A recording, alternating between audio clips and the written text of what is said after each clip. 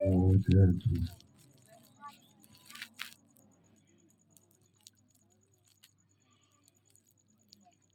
بسم الله الرحمن الرحيم. الحمد لله وكفى وسلام على عباده الذين اصطفى. أما بعد،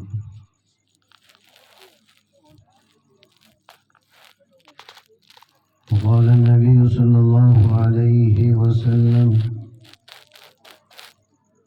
خيركم من تعلم القرآن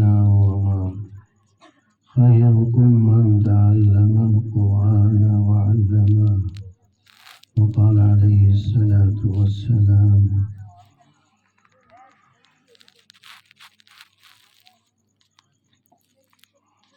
حدیث پاک کا خلاصہ ہے کہ تم میں سب سے بہتر وہ ہے جو قرآن کو سیکھے اور سکھائے۔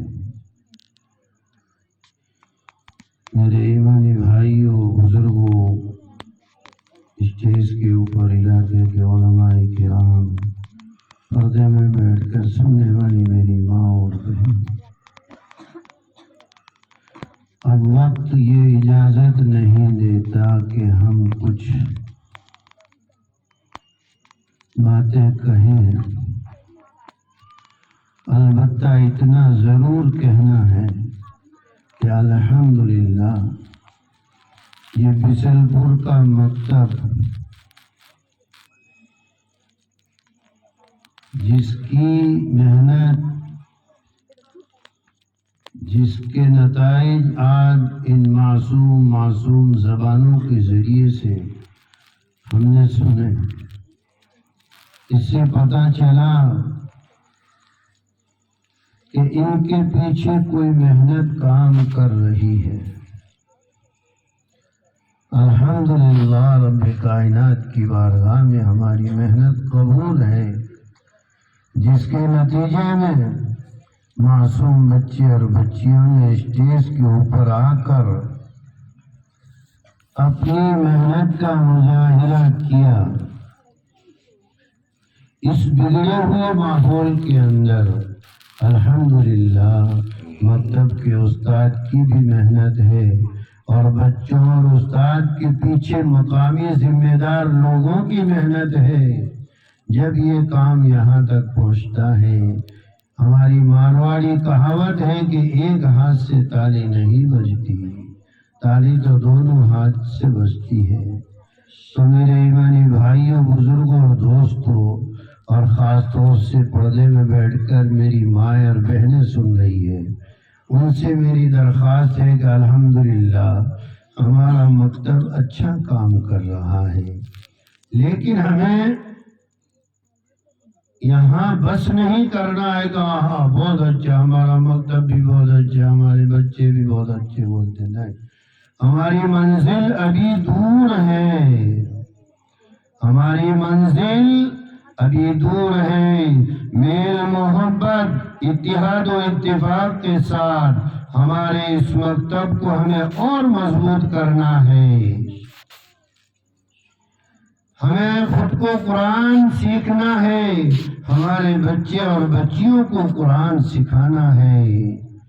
حدیث پاک پڑھی گئی جس کا خلاصہ کلام یہی ہے کہ اپنے تعلق کو قرآن سے جوڑو، قرآن ہمیں ہمارے پیدا کرنے والے مالک سے جوڑے گا۔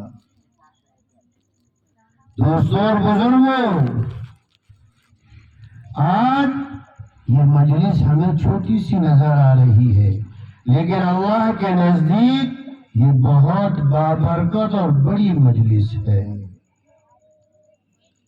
یہ مجلس جیسے ہمیں آسمان پہ ستارے نظر آ رہے ہیں، ایسے آسمان والوں کو ہماری یہ مجلس چمکتی ہوئی نظر آ رہی ہے۔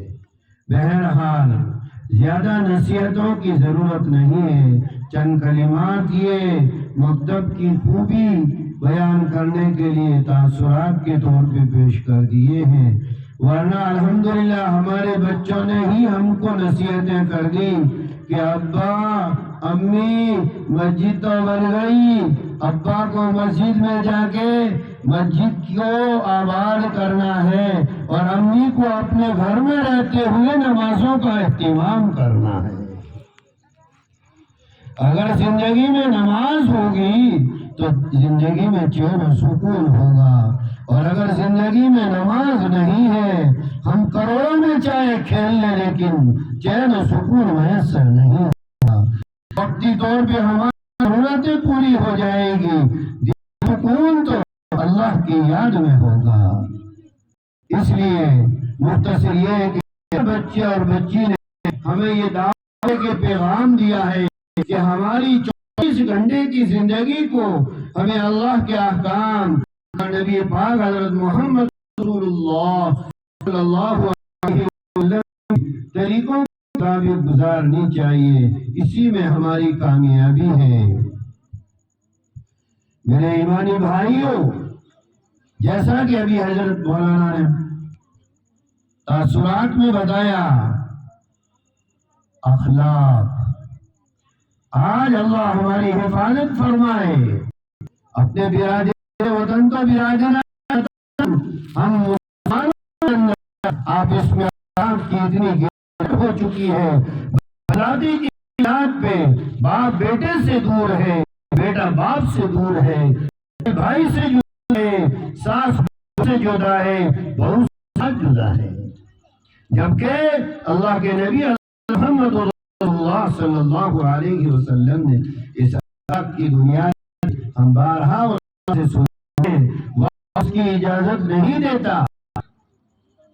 ہم بارہا علماء سے سنتے ہیں کہ نبی محمد صلی اللہ علیہ وسلم نے کیا اخلاق عظیمہ امت کے اندر پھیلائے تھے، جس کے نتیجے میں آج الحمدللہ ہر کچے اور پکے گھر کے اندر نبی پاک حضرت محمد صلی اللہ علیہ وسلم نے کلمہ پہنچا دیا۔